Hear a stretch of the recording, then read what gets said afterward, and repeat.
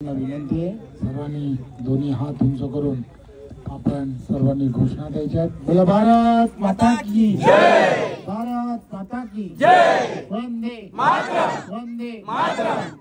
खरं तर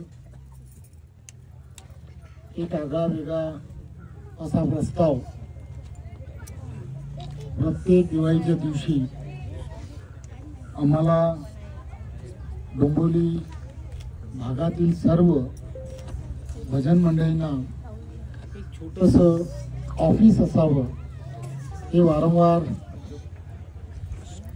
दिवाळीच्या पहिल्या दिवशी सत्कार घ्यायचा आणि सत्कार घेतल्यानंतर त्या संदर्भातली चर्चा करायची। कोविडचा काळ आणि या सगळ्या गोष्टी लक्षात घेता मी रोज चिलेबुवा असेल किंवा दिलीप भरीजी असतील हे जेव्हा सांगायचे तेव्हा असं म्हटलं जातं की जे प्रारब्धात आहे ते कोणी टाळू शकत नाही।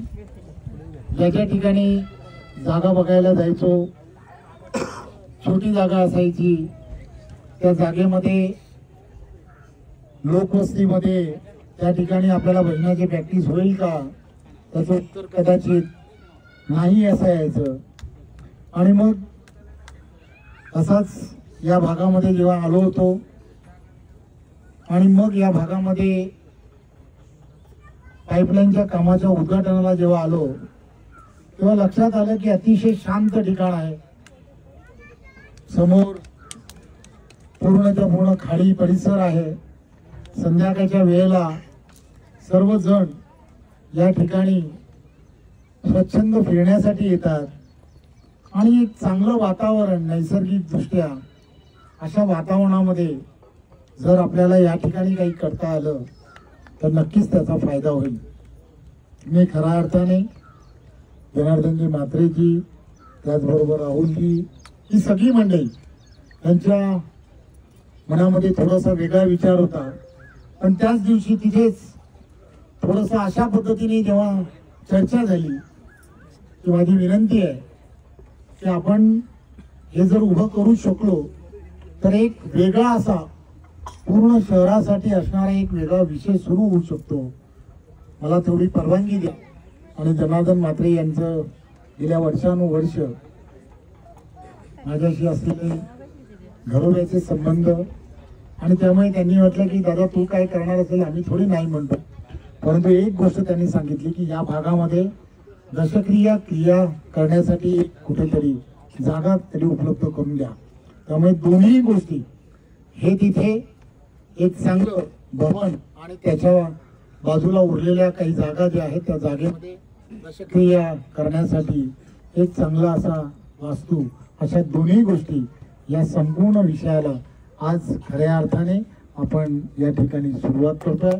त्यामुळे पुन्हा एकदा जनार्दन म्हात्रेजी आणि त्यांच्याबरोबर असणाऱ्या सर्व टीमचं मी मनपूर्वक धन्यवाद देतो।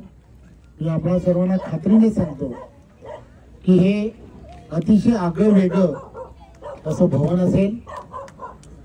सुरू झाल्यानंतर कधी संपलं हे लक्षात सुद्धा येणार नाही, कारण भव्य असेल परंतु ते टेक्नॉलॉजीच आहे असेल।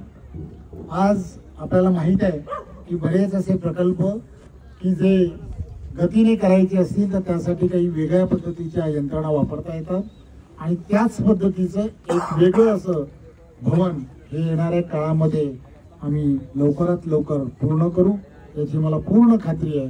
मला खात्री आहे की या सगळ्या प्रक्रिया जेव्हा वेळेत पूर्ण होतील आणि वेळेत संपतील, मी असं सांगणार नाही किती दिवसात होईल, परंतु गतिमान पद्धतीने काम करणं हे आदरणीय पंतप्रधान नरेंद्र मोदीजींच्या नेतृत्वात आणि महायुतीचं महाराष्ट्रातलं सरकार हे करताय त्याची आपल्या सर्वांना कल्पना आहे। त्यामुळे महायुतीच्या या सरकारमध्ये आदरणीय मुख्यमंत्री एकनाथराव शिंदेजी, आदरणीय देवेंद्रजी आणि अजितदादा या तिघांच्या नेतृत्वामध्ये प्रत्येक काम टाइम बाउंड पिरियडमध्ये करण्याची एक मानसिकता नेहमीच सरकारच्या माध्यमातून राहिली आहे।